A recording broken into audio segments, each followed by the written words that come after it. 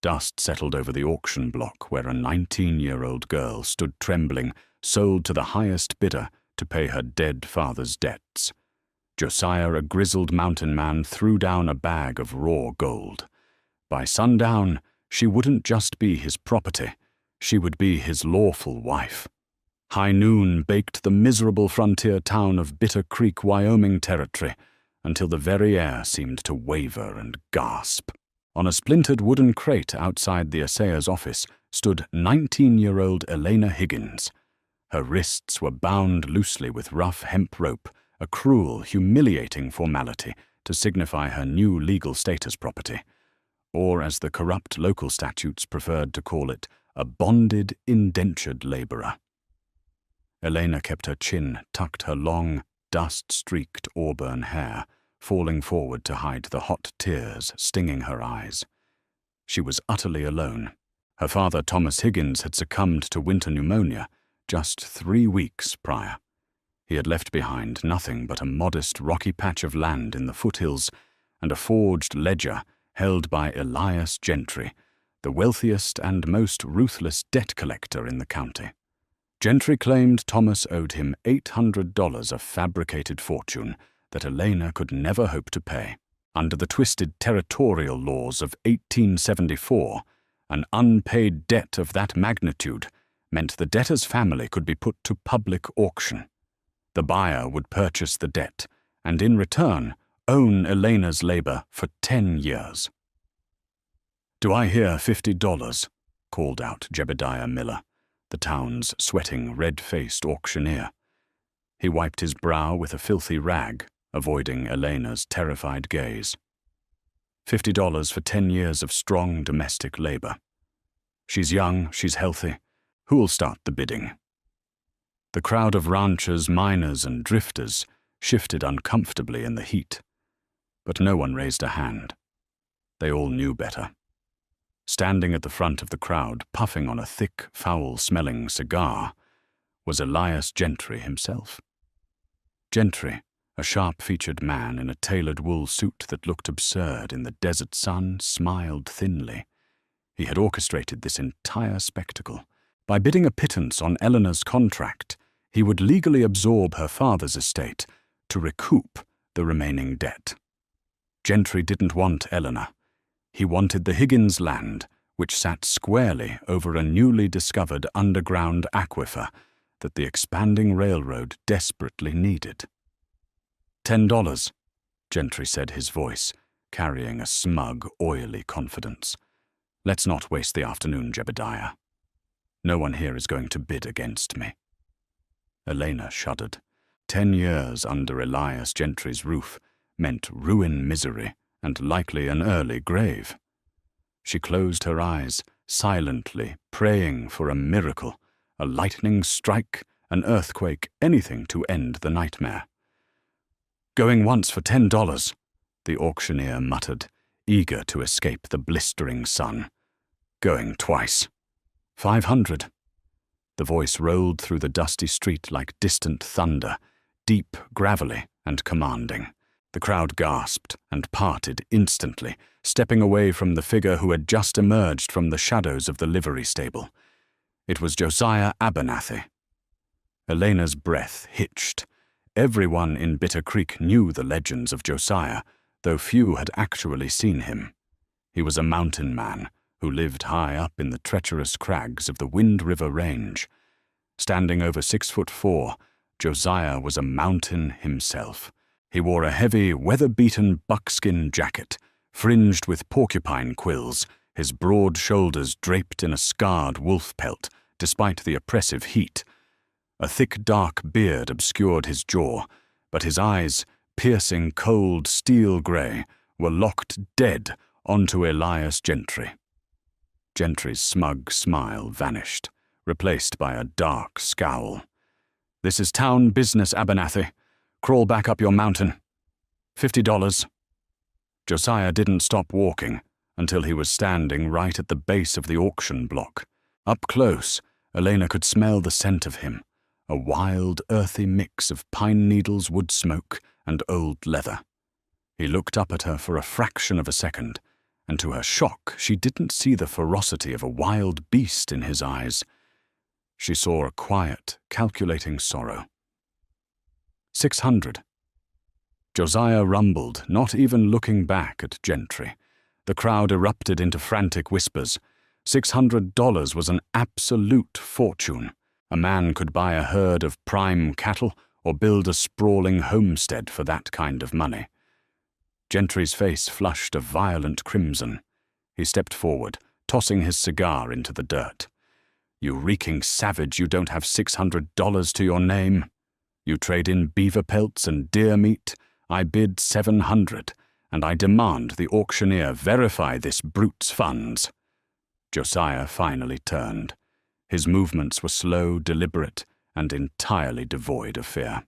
He reached into the deep pocket of his leather breeches and pulled out a heavy, dark canvas pouch. With a flick of his thick wrist, he tossed it onto the assayer's wooden table. The pouch landed with a heavy metallic thud that silenced the entire street. The thick, rawhide ties came loose, spilling a cascade of glittering, jagged, raw gold nuggets into the sunlight. 1,000. Josiah stated his voice, devoid of any inflection. "Gold weight. Count it if you feel lucky, Gentry." Gentry stared at the gold, his jaw tight enough to crack his own teeth. He was a wealthy man, but he wasn't carrying $1,000 in liquid cash, and the territorial law strictly required auction payments to be made on the spot. He was beaten, and he knew it. "You're making a terrible mistake, Abernathy." Gentry hissed, his voice venomous. "That girl's debt comes with complications you don't understand." "Sold, Jebediah," the auctioneer stammered, slamming his wooden gavel against the crate before Gentry could say another word. "Sold for $1,000 in gold to Mr. Abernathy." Josiah stepped up onto the block. Elena shrank back, her heart hammering wildly against her ribs. She had been saved from Gentry, only to be bought by a terrifying giant who lived beyond the reach of civilization. Josiah drew a heavy hunting knife from his belt. Eleanor flinched and squeezed her eyes shut, but the cold steel only hooked under the hemp rope, binding her wrists. With one swift motion, the rope fell away to the dirt. "Come with me," Josiah said quietly, "and don't look back." Josiah didn't drag her toward his massive black stallion, waiting at the livery, nor did he march her into the saloon for a celebratory drink. Instead, his massive, calloused hand wrapped gently but firmly around her upper arm, steering her down the warped wooden boardwalk toward the far end of the street. Elena stumbled her worn boots, catching on the uneven nails of the planks. Panic began to replace her initial shock. "Where are we going?" Elena demanded, trying to plant her feet. "Please, mister, I can work. I'm a good cook. I can mend clothes. I can chop wood. You don't have to hurt me. Ain't nobody going to hurt you, Miss Higgins," Josiah replied, his long strides, forcing her into a jog just to keep up. "But we ain't got much time. Keep walking." "Time for what?" she pleaded. "To beat the sun," Josiah said, cryptically, glancing toward the western horizon, where the sun was beginning its slow descent, painting the Wyoming sky in bruised shades of purple and burnt orange. He ushered her toward a small whitewashed building at the edge of town, the office of Judge Hiram Stokes, the local magistrate. Josiah pushed the door open without knocking. The small office smelled of stale ink and old paper. Judge Stokes, a balding, weary-looking man in a rumpled shirt, was just putting on his coat to leave for the evening. "We need a piece of paper." "Hiram," Josiah said, filling the entire doorway with his massive frame. "And you're going to write it out right now." The judge blinked, taking in the terrifying mountain man and the trembling, dirty girl beside him. "Josiah." "Good Lord, man, I haven't seen you in town for 2 years. What paper? The office is closed." "A marriage certificate," Josiah said bluntly. Elena gasped, ripping her arm from his grip. She backed away until her spine hit the doorframe. No, I won't. You bought my labor. "Mr. Abernathy, you didn't buy a wife. I ain't a slave to be forced into a bed." Josiah turned to her. He didn't look angry. He looked remarkably exhausted. He removed his wide-brimmed felt hat, revealing dark, shaggy hair plastered with sweat. He knelt down onto one knee, an act so unexpected from a man of his size that Elena froze in sheer confusion. Now they were at eye level. "Listen to me, Elena," Josiah said, his voice dropping to a gentle, steady rumble. "I knew your father.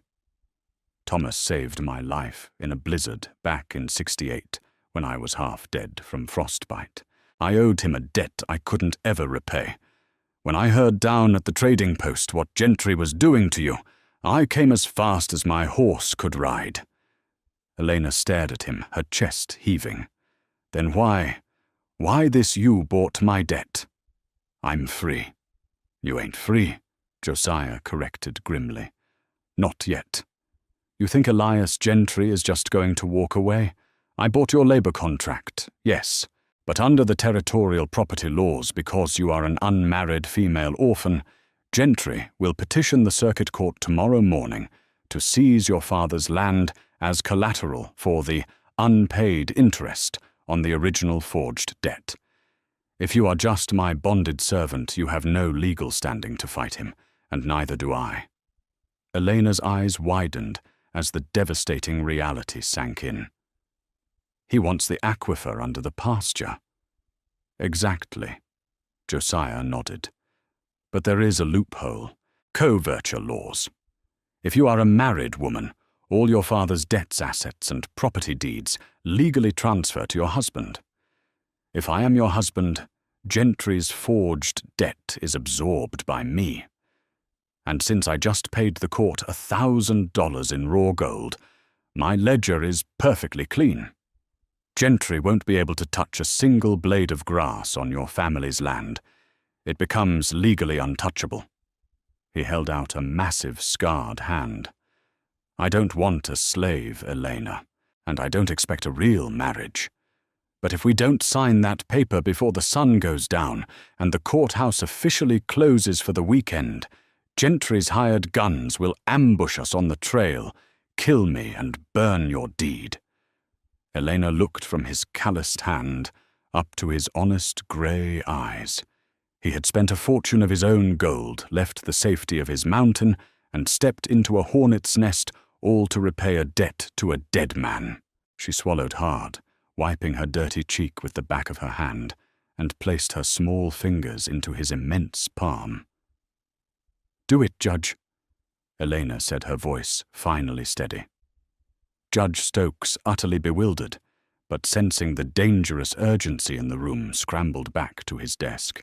He hastily dipped his quill into the inkwell, scratching out the standard vows on an official territorial form. "Do you, Josiah Abernathy, take Elena Higgins to be your lawful wedded wife?" The judge rushed, glancing nervously out the window. Down the street, shouting could be heard. Gentry had rallied the sheriff and a posse of hired enforcers. "I do," Josiah said, his eyes on the window. He subtly unbuttoned the holster of his heavy Colt Dragoon revolver. "And do you, Elena Higgins, take this man?" "I do," Elena interrupted, grabbing the quill from the judge's hand. She signed her name on the bottom line with trembling haste. Josiah took the pen and marked his own sprawling signature beside hers. Judge Stokes brought down his heavy wax seal, stamping it onto the parchment, just as the last sliver of the sun vanished beneath the jagged western mountains.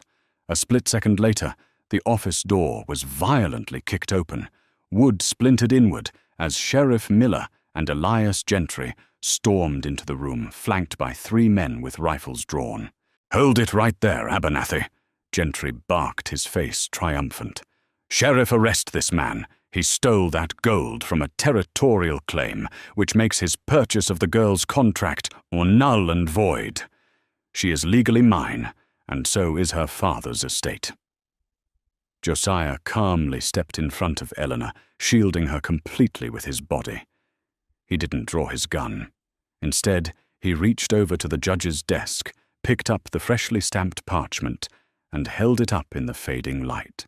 "You're a bit late, Elias," Josiah said, a dangerous smirk playing at the corner of his bearded mouth. "You're speaking to Mrs. Abernathy. Her debts are my debts. Her land is my land. And as a legally wedded citizen of this territory, if you or your men point a gun at my wife again, I won't need a court order to put you in the ground." Gentry stared at the marriage certificate, the blood draining from his face, as his intricate, cruel scheme collapsed into dust. Josiah turned, offered his arm to his new bride, and walked her right through the posse, out the door, and toward the dark, towering sanctuary of the mountains. The ride into the Wind River Range was a grueling, silent ascent. Elena rode behind Josiah on his massive black stallion, her arms wrapped hesitantly around his thick, buckskin-clad waist. As the elevation climbed, the oppressive desert heat gave way to the crisp, biting chill of mountain pine. She braced herself for the life she assumed awaited her. A dirt-floored hovel, days of back-breaking, labor-skinning animals, and the rough, uncivilized existence of a trapper's bride. Instead, just past midnight, Josiah guided the horse through a concealed rocky pass and into a hidden, lush valley illuminated by moonlight. Nestled against a sheer granite cliff was a cabin, but it was no shack. It was a sprawling, masterfully constructed log home with a heavy slate roof, glass windows, and a reinforced stone chimney puffing fragrant cedar smoke into the night sky. Josiah dismounted and lifted Elena down with surprising gentleness. "Go inside," he instructed, handing her an iron key. "There's stew in the pot over the hearth and clean blankets in the chest. I'll see to the horse." Eleanor turned the lock and pushed the heavy oak door open, stepping into a world that instantly shattered every assumption she had about her new husband. The interior was warmly lit by oil lamps, but it was the contents of the room that made Eleanor gasp. The walls were not lined with animal traps or rotting pelts.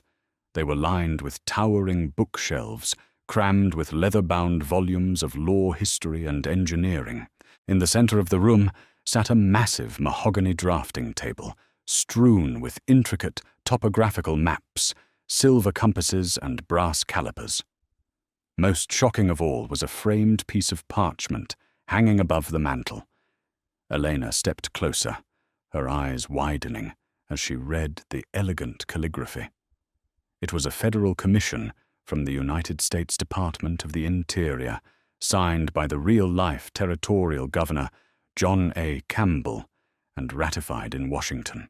It officially designated Major Josiah Abernathy Army Corps of Topographical Engineers as a chief federal inspector of the Western Territories. When Josiah stepped through the door a few minutes later, he had shed his heavy wolf pelt. Underneath, he wore a crisp, clean canvas shirt that hinted at strict military discipline. Elena stood frozen by the mantel. You aren't just a mountain man," Josiah sighed, unbuckling his gun belt and laying it on the table. "I was a mountain man once, born up here. But the Civil War changed things. The Army found out I knew these ranges better than any mapmaker alive. After the war, Governor Campbell asked me to stay on the government payroll. I work in the shadows, mapping the hidden resources of the territory before the Union Pacific Railroad lays its tracks. The aquifer," Elena breathed the pieces falling into place. "Exactly," Josiah said, pulling out a chair for her. 6 months ago, the federal government discovered that massive underground water source beneath your father's land. It's critical for the steam engines. The government sent your father a letter offering to buy the land for $20,000. A fortune." Elena shook her head, bewildered. "My father never mentioned any letter. He died penniless." Josiah's expression hardened into cold, terrifying stone. "Because Elias Gentry intercepted the mail at the stagecoach office. Gentry knew that if he could seize your father's land for a fake $800 debt, he could turn around and sell it to the federal government for $20,000. And when your father stubbornly refused to sell his farm, he suddenly came down with pneumonia. Elena felt the blood drain from her face. You think Gentry murdered him? I know he did, Josiah said, his voice a low, dangerous rumble. Gentry had the town doctor poison his medicine. I've been building a federal case against Gentry for months, gathering proof of his forged ledgers, land theft, and murders. The auction today was his final move to take the land. If I had stepped in as a federal agent, Gentry's men would have burned the town to the ground and destroyed the evidence to cover their tracks. But by buying your contract and marrying you as a dumb rich savage, I outmaneuvered his legal claim without tipping my hand. Elena looked at the giant of a man before her. He wasn't a brute who had bought her. He was an elite federal operative who had risked his life and blown his cover to save her from her father's killer. What happens now, Major? She asked, her voice trembling with a newfound fierce resolve. Now, Josiah said, loading a fresh cylinder into his Colt Dragoon. We wait for sunrise, because Elias Gentry is a desperate man, and desperate men make fatal mistakes. Josiah was right. Down in the valley, Elias Gentry had realized that his entire empire was unraveling. The marriage certificate meant the Higgins land was legally untouchable by local courts. Furious and unwilling to lose the $20,000 government payout, Gentry abandoned the law altogether. Under the cover of darkness, Gentry assembled a heavily armed posse of 14 men, ruthless hired guns and outlaws, who answered only to his wallet. Their orders were simple: ride up the mountain, burn Josiah's cabin to the ash, and leave no survivors. They would frame it as a tragic Indian raid, and Gentry would claim the land through the corrupt territorial probate court. But Gentry grossly underestimated the man he was hunting. Just before dawn, the silence of the Wind River Range was broken by the sharp crack of snapping twigs. Elena, who had barely slept, sat up in the loft bed. Downstairs, Josiah was already awake, clad in tactical black, a custom-modified sharp sniper rifle resting in his hands. "Stay away from the windows, Elena," he ordered, his voice echoing with the calm, chilling authority of a battlefield commander. Outside, Gentry's men dismounted, carrying torches and repeating rifles. Gentry himself stood at the back of the pack, a cowardly shadow in the pine trees. "Burn it!" Gentry screamed. "Burn the savages out." Before the first torch could be thrown, Josiah kicked open the heavy oak shutters of the second-floor window. He didn't issue a warning. He operated with the brutal, precise efficiency of a military executioner. Crack, crack, crack. In 3 seconds, the 3 men holding torches dropped to the dirt, the heavy caliber rounds shattering their collarbones and dropping them non-fatally but permanently out of the fight. The remaining outlaws panicked, firing wildly at the fortified cabin, their bullets thudding uselessly against the thick stone and hardwood. Josiah moved through the cabin like a ghost, firing from different concealed loopholes. He wasn't trying to kill them. He was dismantling them. He shot the rifles out of their hands, shattered their kneecaps, and pinned them behind boulders. The outlaws, realizing they were fighting a highly trained phantom rather than a mindless trapper, broke ranks and fled into the woods, abandoning their wealthy employer. Gentry, realizing he was entirely alone, drew his silver-plated revolver and made a desperate, panicked run for his horse. He didn't make it. The heavy front door of the cabin swung open, and Josiah stepped out into the breaking dawn. He didn't run. He walked with slow, inevitable purpose. Gentry turned and fired twice. The bullets grazed Josiah's leather jacket, but the giant didn't even flinch. In one swift, fluid motion, Josiah threw his heavy hunting knife. The blade struck Gentry's hand, pinning it to the thick trunk of a lodgepole pine. Gentry screamed in agony, his weapon falling into the dirt. An hour later, the thunder of dozens of hooves shook the valley floor. But it wasn't more of Gentry's men. It was a heavily armed detachment of United States Marshals, accompanied by Federal Judge William A. Carter of Fort Bridger. Josiah had telegraphed them, via a hidden mountain relay line, days before the auction, coordinating the exact timing of the trap. Judge Carter stepped down from his carriage, looking at the bloodied, whimpering Gentry pinned to the tree, and then at the towering Major Abernathy. "You have the evidence, Major?" the judge asked. "Every forged deed, every bribed ledger, and the poison vials used on Thomas Higgins." Josiah confirmed, handing over a thick leather satchel. Gentry, pale and sweating, tried to bargain. "Judge Carter, listen to me. I have money. I have influence. I can pay the court." "You have nothing, Mr. Gentry." Judge Carter interrupted, his voice dripping with disgust. "Under the Federal Treason and Anti-Monopoly Acts, your entire estate, your bank accounts, and your businesses are hereby seized by the United States government. You are stripped of all assets." Gentry's eyes bulged in absolute horror. The wealth he had murdered for the empire he had built on the broken backs of debtors was instantly vaporized. "Furthermore," the judge continued coldly, "for the murder of Thomas Higgins and the attempted murder of a federal officer, you are sentenced to life at the Yuma Territorial Prison.